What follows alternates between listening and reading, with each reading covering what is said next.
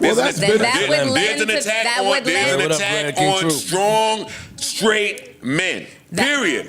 I'm not trying to fucking read through cryptic notes about how you feel about something. That is a fact. Okay. In the past 20 years, we've been living through the death of the American male. They have literally killed masculinity in our homes and our communities.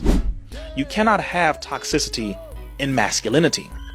Masculinity is the opposite of toxicity. Masculine. It's like saying divine feminine. Yeah. Divine feminine is of a godly nature on the side of the woman. Right. Masculinity is on a divine side for the man. Yeah. Masculinity fights against toxicity. Yeah. Because no, a masculine man is going to make sure the environment is safe. Yes. Not by just total force, but by order. Order and force are not the same. Yeah. Force is illogical. Yeah. Order is logical. A, B, C, D, E. That is how masculine men operate. That's not force. That is order. If your wife is happy and your children is happy, you know what I mean? That's all. You're succeeding as a man, no matter if your body is killing you or any of that. And a lot of times you can't even complain about it. A lot of times because you'll be looked at a certain way. Yeah. Right. A lot of times you can go through internal turmoil. But you have to put on a happy face when you walk into the house, right? That applies to men. When you know when they say leave that outside, yeah. But a lot of times you're bringing it inside. You just have to put a mask on, so it won't affect them. See, most of y'all are kids. You haven't lived yet. You still out here living the American dream. But there's a real world out here in the mother world. You understand? And that's what's really important. That's why I'm on here, because I always try to give game. I keep my boys humble. Like, my boys have never had a pair of Jordans. You know, my boys don't do all that internet fly. I'm like your kids. And no, I could be the biggest star in the world. Do not let me catch you being stupid. So most black boys who grew up in his house with his mama, right? He don't have a man to show him how to get mad, sit down, think, go outside, smoke him a cigarette, listen to the music, go fishing, talk to him, call his brother. He ain't have a man to show him that. So he don't have no other kind of way to think past his emotion. Do not. And my oldest gets it. My 15-year-old, he tell the other ones, he's like, yo, don't make dad mad. Because once you get one that's right, he gonna straighten the other ones out. Mm-hmm. So it's just that thing of, in the past 20 years, we've been living through the death of the American male. They have literally killed masculinity in our homes and our communities, for one reason or another.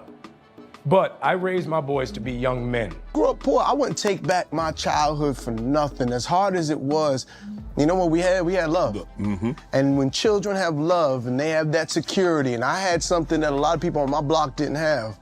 I had a mother that cared for us, and I had a father. Who's teaching him this? His mama at work. His mama only hit him when she mad. His mother do not consistently spank him to teach him right from wrong and correction.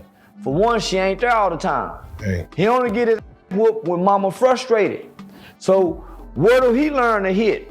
Every time mama mad, he get his hit. So guess what he do? When he get mad, he hit something. And however you feel about that, you feel about that. But my boys will always be respectful. They will always say, yes, sir, yes, ma'am. No, sir, no, ma'am. They will always say thank you. They will always open the door for a lady. They will always make sure that their mother is taken care and provided for. They will always be men. And that's always, since they were 2 years old. Every time I left for a job, I tell my 15-year-old, you're the man of the house. You make sure these doors are locked every night, this alarm is on, you text me or you call me every night before you go to bed and you wake up. I love that. Because we're men. When you grow up in the hood, we can all be gangsters. Right. I watch do my whole life. You grow up in the bricks, you know what it is. Mm-hmm. I know in Rikers serving life that I grew up with, that I used to play in the playgrounds with. Right. I just chose not to go to that park with them. I went somewhere else. I chose to do other things. My mother was like, street lights come on, bring your black upstairs. My dad was like, I was more afraid of my dad's bell than anything. So that kept me out of trouble. So when you young black men without fathers get into a lot more trouble. Right. A mother is different than a father. Right. A father will strike fear in your.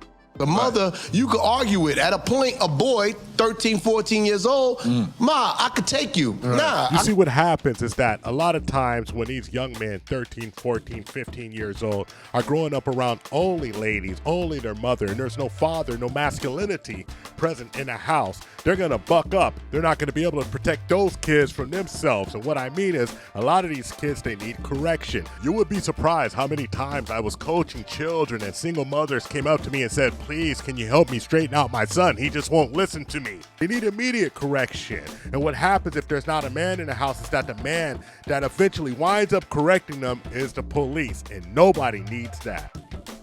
The importance of a father, a man that is there. There was times I'd be like, why don't you leave? My mama curse this Negro out every day. Well, Mr. Wayans, your father didn't leave because he knew he had to be there for his boys to raise them, because it's hard for a boy to be there without masculinity. I'm not saying it's impossible, but I'm saying that the odds are strictly against it. And we need to do away with this narrative that men are just running away, especially men from the community. Some people stay, some people leave, but most of them don't want to break up the family because it's the women filing divorce at the 80th percentile. And those are just straight up facts. We misperceive, or we take it the wrong way because we don't know what it feel like to have a daddy that say, this is the decision as a man, and ain't no woman coming to put her 2 cents on it, right? Then you always seeing how a woman solves and processes and run the household. This your programming. Now flip the same to a young boy. You 16, 17, fully grown in your build, but you only ever saw a woman. You only ever saw your mama, decide how stuff gonna go in the household. And we nurture her. So a lot of times women don't even realize all that fussing, the way you handling your son, you f***ing him up. Polite savages. Oh, I say it again. You've been had. You've been took. You've been hoodwinked, bamboozled, led astray, run amok. You hear the story time and time again. Battle the polite savages and you just can't win. And this one's for the real men out there, the ones who stick up, stand up, get it done, lead the household. You don't get enough glory and enough shine, but today it's your time. So on this one, we're telling the truth is shame and the devil. And at times the truth is a bitter pill to swallow, but you gotta shut up and take your medicine. So there's nothing left to do but get on up into it. Are you ready? Let's go. The question is this: when did masculinity and expression of such become ignorance? When did people start labeling it as something that it's just not? Oh, if somebody's masculine, you want to say they're dangerous. You want to say that they're a threat to society. You just wish that they would just be huddled in a corner, bowing down to your every needs. The elephant in the room is that ladies don't want to really hear what a man's feeling. They want to tell you what you're feeling. But here's a news flash, ladies. Men should be expressing their feelings openly and honestly, if that's what you really want to hear. And if you don't want to hear it, step out the room. That's why these spaces were created. It's not for you, it's for us. If you're here, you're a visitor, a fly on the wall. So shut up and take some notes. Maybe you'll learn something, because we're forced to learn about you on a daily basis. So when you come in here judging, saying, oh my God, you sound sassy, you sound like you're complaining, what you really sound like, ma'am, is an infiltrator, an enemy of the state, someone who shouldn't be here because you're not listening and you don't want to listen. And this isn't hate, this is just reality. This is how you're coming off. Two-faced, speaking with a forked tongue, telling us one thing but doing another. There's an attack on strong, straight men. Period. I'm not trying to fucking read through cryptic notes about how you feel about something. That is a fact. No, we're just talking about men. I understand. We're not talking about your daughter, your mom, your sister. We got that part. This conversation started and should end with men telling you about men and the erasure of men. Yes. You don't need a daughter to qualify. We speaking as men. But one thing I was consistent with whenever somebody asked me about issues that they're having with their children is I always ask them, where's the father? If it's a mother, I always say, where's the father of the child and what's going on with the situation? And the answers would shock you. And they were always hesitant to let the kids go live with their dad or stay with their dad at any amount of time. And most of the time it was because some petty situation between the parents. This makes absolutely no sense. At one point you have to put your emotions aside and make sure you do what's best for the son or the daughter, because it's about the child. When you're doing this, especially with a man-child, you may wind up creating exactly what you don't like. You may create a sassy, an individual who doesn't have control of their emotions, who's only interested and obsessed with the opposite sex. Because a man has to tell a young man that take your time and build yourself and it will come. If you build it, it will come. If you work hard, it will come. If you do the right thing, it will come. These are lessons that you learn from manhood, passed down. My father always spent time with me, letting me understand that I had to sacrifice to get exactly what I wanted to do. It was the master plan in hand. Yeah, I mean, yeah, absolutely. The lack of true male presence is probably one of the bigger issues. In order to be a man, you have to see a man. That's it. And people will try to say, oh, well, my mom, raised me by herself and I was a good man. I said, if your mom raised you by yourself and you became a good man, it's because you was on a football team, you had a gym coach somewhere, you had male presence in your life. Your mom wasn't the sole person raising you completely, and you never ran into any other men that had any impact on you, no, absolutely not. And moms will be honest about that. But I'm like, do not sit here and tell me that your mom never put you on a football team, never let you play basketball, you never had a male teacher anywhere, you never had no male presence at all, and you became a great person. I believe you have to have that balance. Any single moms that have raised good men is because they put them around good men too. Mm-hmm. Yeah, they might have done it by themselves, but they also put them on football teams. A lot of single moms will make sure their kids are in sports. They will make sure their kids have some type of male around them, good moms anyway, to make sure that they become something successful. Masculinity is looked down upon in today's society.